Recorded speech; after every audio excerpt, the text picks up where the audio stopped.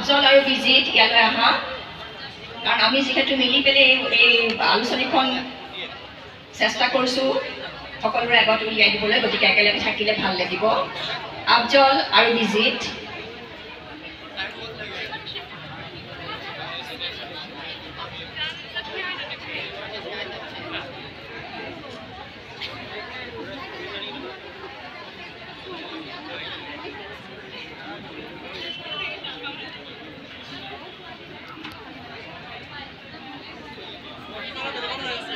আমাৰ আপোনালোকে সকলোৱে জানেই চাগে বা ছাত্ৰ ছাত্ৰীসকলেও জানেই চাগে আমাৰ কলেজৰো এখন মুখপত্ৰ বা আলোচনী আছে।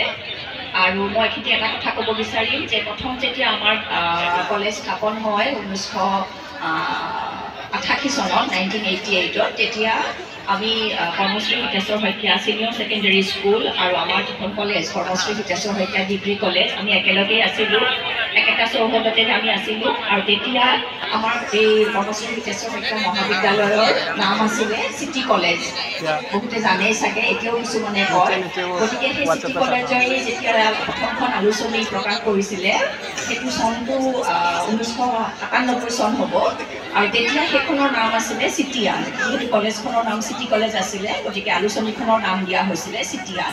আৰু চিটিয়ান নামেৰে আলোচনীখন প্ৰকাশ পাই আহিছিলে। আৰু বিভিন্ন ছিষ্টেমৰ কাৰণে বা বিভিন্ন চৰকাৰী বিভিন্ন নিৰ্দেশৰ কাৰণে আমি আমাৰ যিখন degree college Karmashree Hiteswar Saikia degree college আৰু Karmashree Hiteswar Saikia senior secondary college দুইখন বেলেগ বেলেগ হিচাপে প্ৰতিষ্ঠা কৰিব লগা হ'ল। মানে একেটা চৌহদে তোমালোকে দেখিছা এতিয়া ৱাল আছে যদিও নামটো একে। গতিকে সেই এনেকৈ বেলেগ হোৱাৰ পিছতো আমি 2012-13 বৰ্ষত ডিগ্ৰী কলেজে অকলে প্ৰথমখন আলোচনী আমি উলিয়াইছিলোঁ। আৰু তেতিয়া সেইখনৰ নাম দিয়া হৈছিলে বাখৰ। বাখৰ নামেৰে আমি এই 2023-24 বৰ্ষলৈকে আমি এই আলোচনীখন প্ৰতি বছৰে উলিয়াই আছিলোঁ। কিন্তু এই 24-25 বৰ্ষৰ ছাত্ৰ একতা সভাৰ সদস্যসকল আৰু ছাত্ৰ ছাত্ৰীসকলৰ আহ্বান ক্ৰমে আৰু তেওঁলোকৰ ধৰা সৰ্বসন্মতিক্ৰমে আৰু আমাৰ গভৰ্ণিং বডিৰ অনুমোদন ক্ৰমে আমি এই মেগাজিনখনৰ নাম বাখৰৰ পৰিৱৰ্তে এই বৰ্ষৰ পৰা কৰ্মশ্ৰীয়ান কৰা হৈছে। যিহেতু আমাৰ কলেজখনৰ নাম কৰ্মশ্ৰী হিতেশ্বৰ শইকীয়া কলেজ, গতিকে ছাত্ৰ ছাত্ৰীসকলেও আমাক আহ্বান জনালে, ইউনিয়ন বডিয়েও আহ্বান জনালে। গতিকে তেওঁলোকৰ আহ্বানৰ প্ৰতি সঁহাৰি জনাই আমাৰ পৰিচালনা সমিতিৰ অনুমোদন ক্ৰমে এই বৰ্ষৰ পৰা 24-25 বৰ্ষৰ পৰা এই আলোচনীখনৰ নাম কৰ্মশ্ৰীয়ান কৰা হৈছে। গতিকে এতিয়া আমি কৰ্মশ্ৰীয়ান উন্মোচন কৰিবলৈ আমি আগবাঢ়িম। আৰু এটা কথা মই এইখিনিতে জনাব বিচাৰিছোঁ যে এইবাৰ কৰ্মশ্ৰীয়ানৰ তত্ত্বাৱধায়িকা হিচাপে আছিলোঁ মই ডক্টৰ তাছৰিনা হুছেইন আৰু মোৰ সহকৰ্মী ডক্টৰ ৰেজি নাথ চৌধুৰী। আৰু সম্পাদক হিচাপে আছিলে আফজল হুছেইন, আলোচনী সম্পাদক।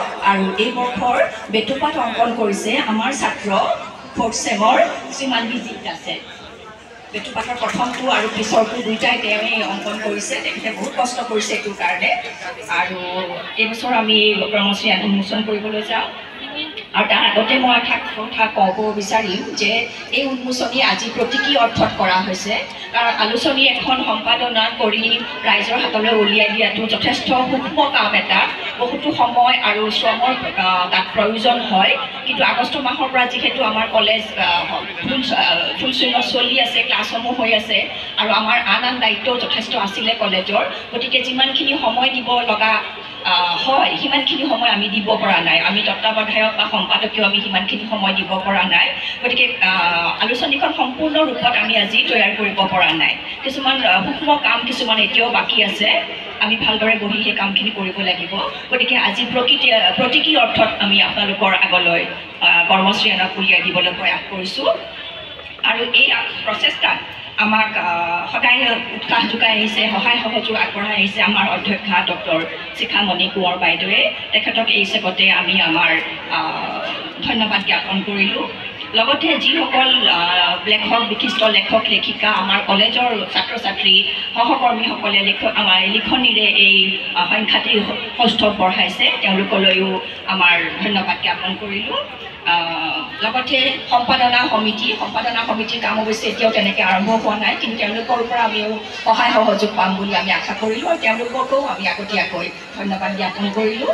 আৰু লগতে সম্পাদক আফজল হুছেইন তেওঁ বহুত কষ্ট কৰি আছে মেগাজিনখনৰ কাৰণে আমাৰ কষ্ট অলপ কমিছে সেইকাৰণে গতিকে তেওঁলৈও আমাৰ বহুতো মৰম আৰু শুভেচ্ছা থাকিল আৰু বেটুপাতৰ শিল্পী মই কৈছোঁৱেই আমাৰে ছাত্ৰ তেওঁ বহুত কষ্ট কৰি বেটুপাত অংকন কৰি দিছে তেওঁলৈও আমাৰ বহুত মৰম শুভেচ্ছা আৰু আগলৈ যাতে আৰু এইদৰে আগবাঢ়ি যায় তাৰ প্ৰতি আমাৰ শুভেচ্ছা থাকিল আৰু শেষত আমি এই যিটো প্ৰেছত আমি দিছিলোঁ তেওঁলোকে বহুত অতি কম সময়ৰ ভিতৰতে এইকেইটা কপি আমাক উলিয়াই দিছে তেওঁলোকলৈও আমি আমাৰ শ্ৰদ্ধা আৰু ধন্যবাদ জ্ঞাপন কৰিলোঁ প্ৰেছটি হৈছে চিটি হাৰ্ট অফ চেণ্টাৰ্ছ আৰু গতিকে এতিয়া এই সংখ্যাটি উন্মোচন কৰিবলৈ মই আমাৰ বাইদেউ আমাৰ অভিভাৱক ডক্টৰ হেমপ্ৰভা শইকীয়া বাইদেউক অনুৰোধ জনালোঁ আৰু লগতে মঞ্চত উপবিষ্ট সকলোকে সহযোগ কৰিবলৈ অনুৰোধ জনালোঁ ধন্যবাদ আৰু হয়তো এমাহমান পূজাৰ বন্ধৰ পিছতেই আমি আপোনালোকৰ হাতত সৰ্বাংগ সুন্দৰ ৰূপত কৰ্মশ্ৰী উঠাই দিব পাৰিম বুলি আশা কৰিছোঁ ধন্যবাদ